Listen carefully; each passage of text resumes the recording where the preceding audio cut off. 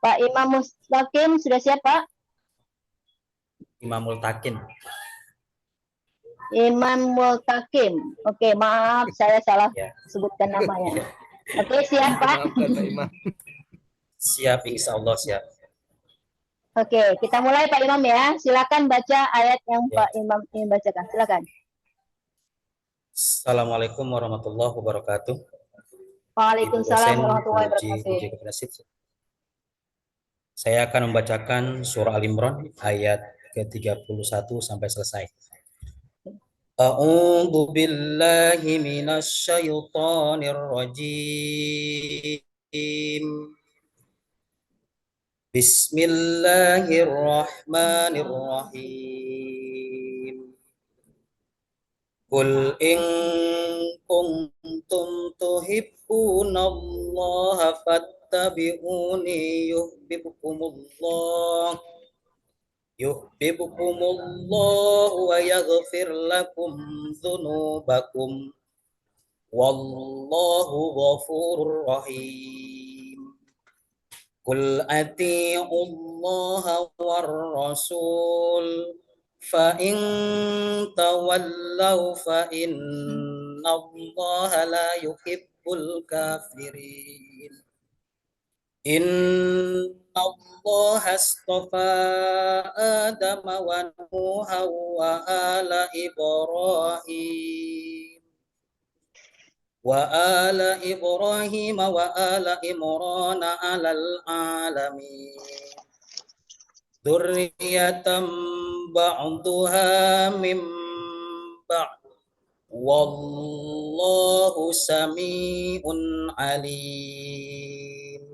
Shadaqallahul adzim. Oke, terima kasih Pak Imam. Silakan Pak Imam ditulis.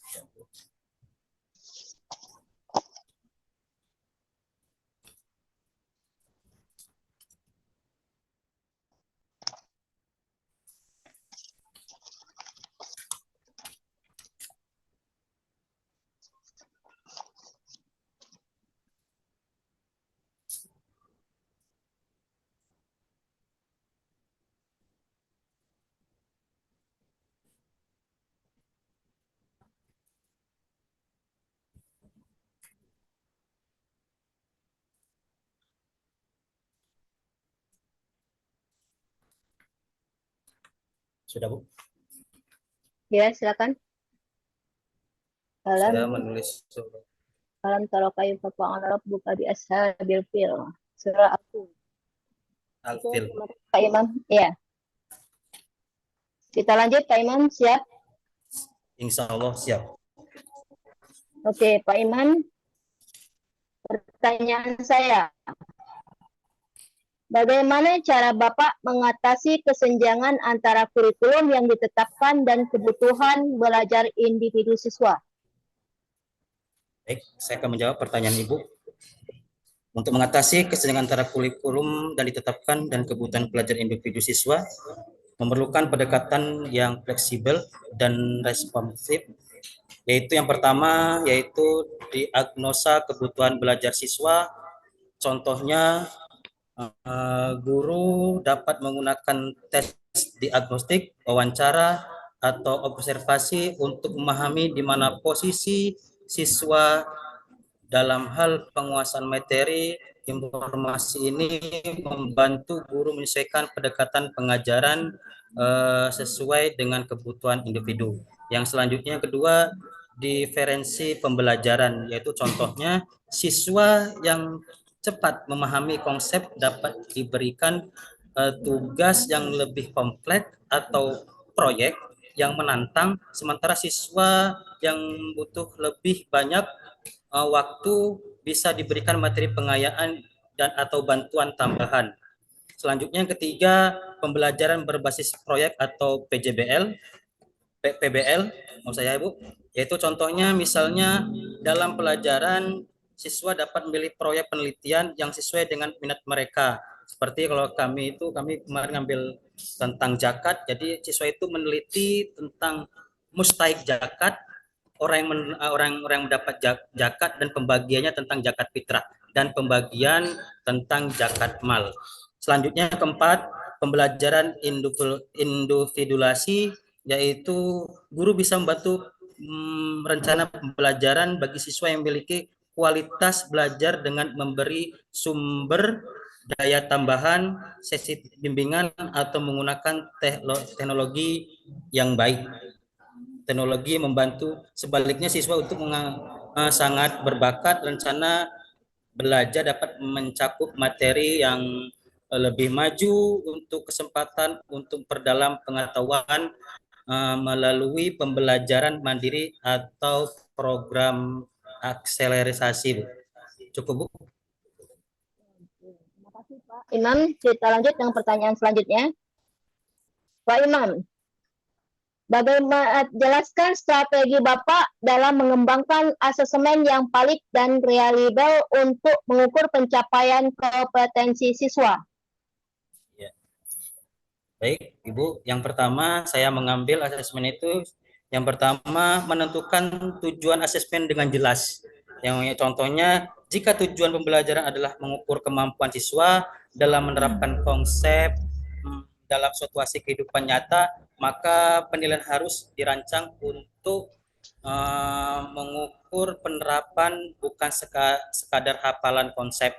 Yang kedua, memiliki jenis asesmen yang tepat, seperti untuk mengukur keterampilan berpikir kritis, bisa menggunakan soal-soal esai atau studi kasus yang menentukan siswa untuk menganalisis dan memberikan solusi.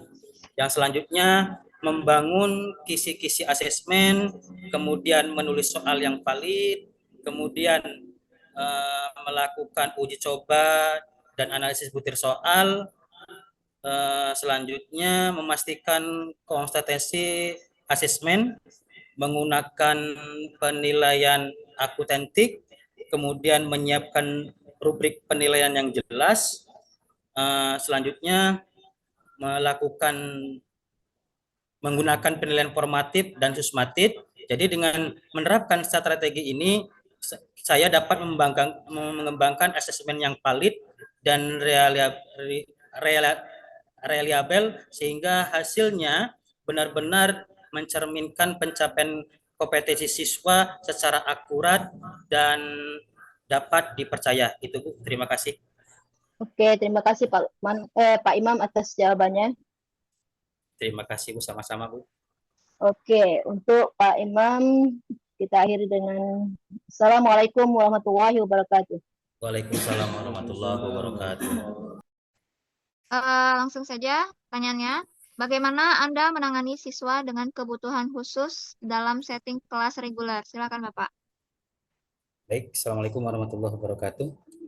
Saya akan menjawab pertanyaan dari Ibu yang dikasih dari Bapak dosen Pak Lukman, yaitu mengenai tentang kebutuhan khusus untuk siswa yang kebutuhan khusus yang setting kelas reguler.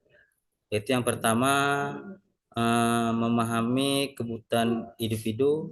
Yang pertama, harus kenali kebutuhan khusus setiap siswa yang dengan berbicara dengan mereka, orang tua, dan tim spesialis, ini akan membantu kita atau saya memahami cara terbaik untuk mendukung mereka. Yang kedua, modifikasi materi dan tugas. Kemudian, tiga, ciptakan lingkungan yang inklusif.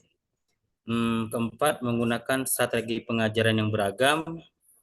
Yang kelima, memberikan dukungan sosial dan emosional.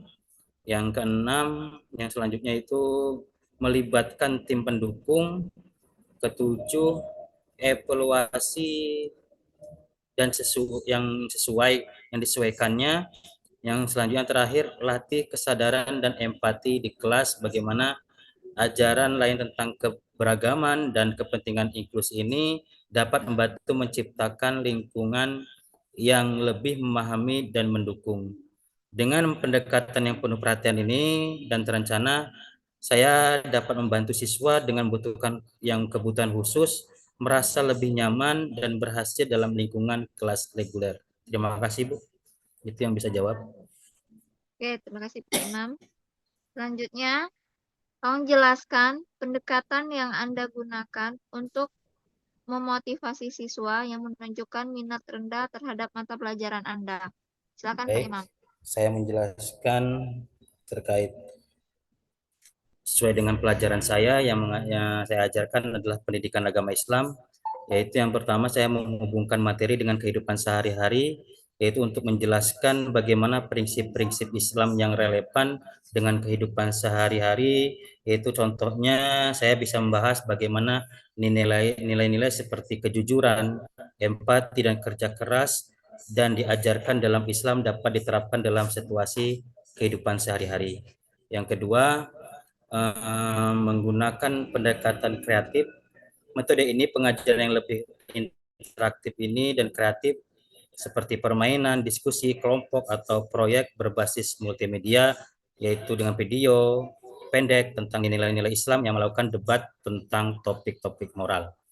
Yang selanjutnya, memperkenalkan tokoh inspiratif seperti kisah para nabi dan rasul, kemudian para sahabat Nabi dan tokoh-tokoh pendiri agama Islam. Yang selanjutnya memberikan pilihan dalam pembelajaran. Selanjutnya menerapkan pembelajaran berbasis masalah, membangun hubungan yang kuat, memberikan umpan balik positif seperti memberikan pujian dan penghargaan ketika siswa menunjukkan usaha untuk kemajuan meskipun kecil. Yang selanjutnya melibatkan kekeluargaan, ajak orang tua wali siswa untuk terlibat dalam proses pembelajaran di rumah. Kemudian yang selanjutnya menerapkan teknologi, menemukan teknologi ini dan aplikasi pendidikan yang relevan untuk membuat materi yang lebih menarik, seperti menggunakan aplikasi yang menyediakan kuis atau modul interaktif tentang pendidikan agama Islam. Yang terakhir, menunjukkan dampak positif, tunjukkan dampak positif dari mempelajari dan menerapkan ajaran agama dalam agama kehidupan mereka. Dengan metode ini, dengan menggunakan pendekatan-pendekatan ini, saya dapat membantu siswa melihat nilai dan manfaat dari pendidikan agama Islam dan pada akhirnya meningkatkan minat dan keterlebihan mereka dalam materi pembelajaran. Terima kasih, Bu. Oke, terima kasih Pak Imam. Oke, silakan terakhir presentasi dari modul ajar yang Bapak pilih. Silakan.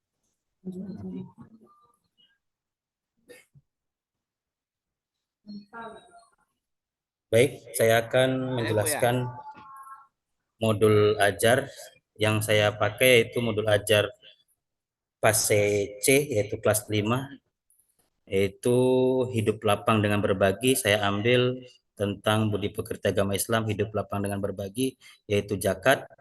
Pertemuan pertama, kompetisi awalnya adalah peserta didik dapat menjelaskan makna zakat dengan benar, yaitu kemudian profil Pancasila, yaitu beriman,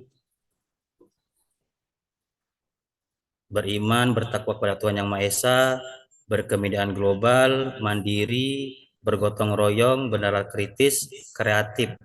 Kemudian rahmatan lil alaminnya, pelajaran rahmatul alamin, yaitu berkeadaban,